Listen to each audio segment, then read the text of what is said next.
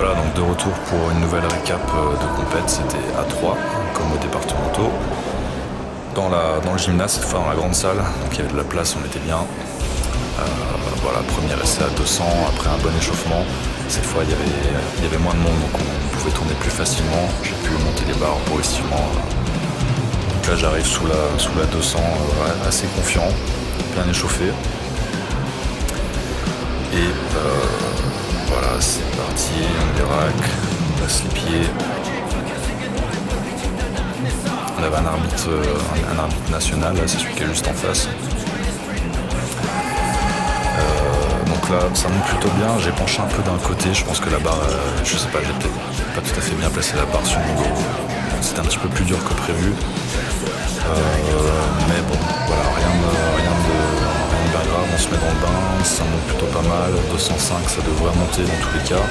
J'espérais juste que ça monte pas genre RPE 10 quoi, pour me laisser un petit peu de marge pour faire un petit PR derrière. J'espérais 210, tout allait jouer sur ce 205. Si ça passait RPE 9, je montais à 210. Si c'était un peu plus que 9, je montais à 207,5. Donc là, ça va monter quoi qu'il en soit, avec la bonne ampli. Mais on n'est pas non plus RPE 9, je pense pas que j'en avais une deuxième. Donc on reste, j'ai choisi de rester sage, 207,5. Je savais que je l'avais. Donc voilà, au moins ça fait un petit PR sûr. Plutôt que de risquer de fail à 210, on sait jamais. Donc je parlais de l'arbitre, un arbitre national, c'est bien parce que tu vois, c'est des mecs qui sont très clairs dans leur directive, qui donnent leurs commandes de manière fort, claire et précis quoi. Et ça franchement ça fait la différence. Au départementaux, il y avait, c'était un autre mec, un arbitre national et c'était moins clair. Enfin, je sais pas, je trouve ça plus motivant et ça t'aide à mieux focus quand t'as vraiment un bon arbitre. Je commence à réaliser ça un petit peu. Donc 207,5, voilà, c'est plutôt bien monté. Pas RPE 10, je m'avais encore un peu sous le coude, mais 210, pas sûr non plus. Donc bref, j'ai assuré, c'est plutôt bien, je suis plutôt content. On arrive au bench à 125. Celle-là, elle devrait monter sans trop de problèmes. Visuellement ça a l'air facile, mais ça n'était pas tant que ça. Je sais que j'avais pas beaucoup de marge. Mon objectif c'était de passer 130. Donc là on est à 127,5. Ce qui en soi faisait déjà une progression par rapport à la dernière fois. J'avais monté que 125. Donc même si je passais que la deuxième, voilà, c'était quand même une progression. Donc je prends mon temps pour le setup. Le spotter était plutôt bien. C'était fluide. C'est pas lui qui décidait quand déraquer. Il attendait vraiment que tu donnes le signal. Il comprenait bien. Enfin bref, c'était fluide, c'était bien. Tout était bien. Donc là c'est monté à 127,5, mais bon c'était dur, hein. On voit qu'il y a un côté qui monte un peu plus vite que l'autre. Donc là j'étais quasiment à fond déjà. Donc 130, j'y croyais pas trop. Ça aurait allé 128, 129, ce serait monté, mais bon, on ne peut pas monter avec de si petits incréments, à part pour des records, mais là c'était évidemment pas le cas. Donc 130, ça va bloquer, comme d'habitude au même endroit, hein. C'est-à-dire que la première partie, ça monte plutôt bien, puis voilà, deuxième partie du mouvement, ça coince. Voilà. De toute façon, j'ai eu que 3 semaines d'entraînement entre la dernière compète puis celle-ci, donc j'ai pas le temps de construire un bench en si peu de temps. L'idée c'était juste essayer de faire un petit peu mieux en conditions de compète, c'est ce que j'ai fait, plus 2,5. On va pas se plaindre. Deadlift, j'ai choisi d'ouvrir lourd à 250 direct, parce que ici mon objectif c'est juste de PR en fait. Là j'avais pas de classement, ni de qualif à jouer, donc là c'est juste me faire plaisir et tirer du lourd quoi. Donc le premier c'était juste un lift pour assurer un minimum, si jamais je me foirais sur les autres. Je sais que voilà, j'assure un total qui déjà était supérieur au précédent. Donc dans tous les cas, même si j'avais que la première, c'était déjà une progression.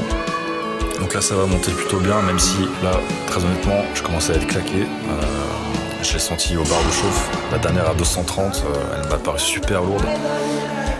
Et je commençais vraiment à perdre du jus, quoi. Et là, le gros problème, et j'aurais dû anticiper ça par rapport au nombre de participants, c'est que ça tournait très vite.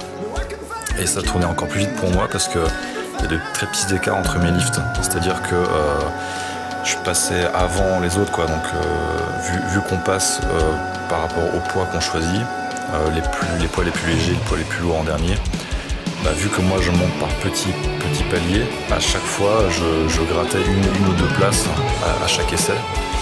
Et contrairement à d'autres qui jumpaient de 10-15 kg, ou même 5 kg pour le troisième lift. Donc là j'arrive à 255, j'ai pas assez de repos.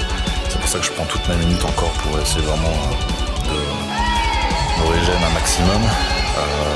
Même si c'était pas assez, ça monte quand même à 255, ça fait un petit PR en compète. Donc voilà, là j'étais déjà content. Dans ma tête, je savais que c'était fini en fait. 255, j'étais cramé. Donc avant le troisième essai, j'ai mis le sumo à 255, là c'est à moins de 93.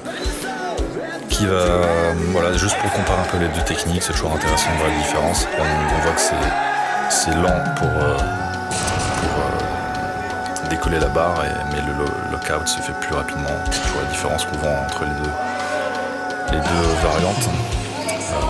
Généralement. Donc là, 257,5, j'y vais un petit peu à reculons parce que je sais que ça va être très compliqué. Clairement pas assez de repos. Là, je vais entre 6-7 minutes maxi. Et quand tu fais des singles à 100% en plus, c'est clairement pas assez, quoi.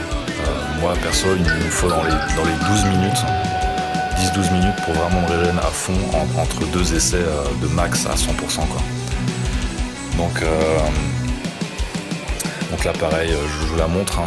Je vais grappiller un maximum, mais bon, ce sera pas suffisant. Mais bon, c'est pas grave, au final, je suis content parce que ça progresse toujours. Et surtout, deadlift, j'ai pris 10 kilos sur la barre en 2 mois, grosso modo. Comment j'ai fait ? J'ai juste bourriné en fait comme un porc, il n'y a pas d'autre mot. Je sais que c'est absolument pas conventionnel ni conseillé de faire ça généralement, mais avec moi jusque là ça fonctionne. C'est-à-dire qu'à chaque fois que je me pousse au maximum, RPE 10, fail, à chaque fois j'en ressors plus fort, quoi. Alors évidemment faut bien récupérer derrière, faut les apports caloriques, faut vraiment que la récup soit bonne derrière. Mais c'est comme ça que j'ai progressé sur mes derniers PR. Donc là on voit juste le plus gros deadlift de la compétition, donc c'était un moins de 105 aussi, une belle de 170. Donc voilà, total 590. Donc je finis vite fait sur le deadlift. J'ai bourriné ces dernières semaines et c'est comme ça que j'ai progressé. Je vais pas continuer à faire ça de manière régulière parce que je pense que sur le long terme, je pense pas que ce soit une stratégie vraiment viable. Je pense qu'au bout d'un moment, je vais bien finir par me cramer ou bien par bloquer sous les barres. Donc là, on reprend une planif un peu plus raisonnable pour monter ça dans le temps. Même si moi, mon objectif là, c'est les minima France pour cette année, donc cette fin d'année. Donc il faut que je prenne 80 kg sur le total. Donc il va falloir que je progresse vite, quoi. Vraiment vite. J'ai pas envie de perdre un an encore. J'ai de l'ambition. Je sais que je pars de bas. Ça fait 2 mois que j'ai ma licence, mais je m'en fous. Je veux dire, je suis là pour casser des barres. J'ai vraiment envie de me donner à fond au maximum. Donc voilà, on prend une planif, comme je disais, plus raisonnable, mais je vais pas pour autant m'empêcher de sortir des singles quand je le sens, en particulier au deadlift. Et puis je sais que j'ai encore beaucoup de marge. Le squat qui va encore beaucoup monter. À travailler ma position de départ, parce que l'arbitre national m'a dit que ça pourrait être je pourrais ne pas avoir la commande de départ parce que je suis assez penché en fait, et peut-être trop pour certains arbitres, donc ça à travailler, essayer d'être un peu plus droit au départ. Sinon il y a de la marche sur tout, donc on continue de progresser, et puis maintenant il n'y a plus de compète, donc on focus sur l'entraînement, on construit la force, on va essayer de faire encore un petit peu de muscle, pourquoi pas, et puis voilà. prochaine étape, les France.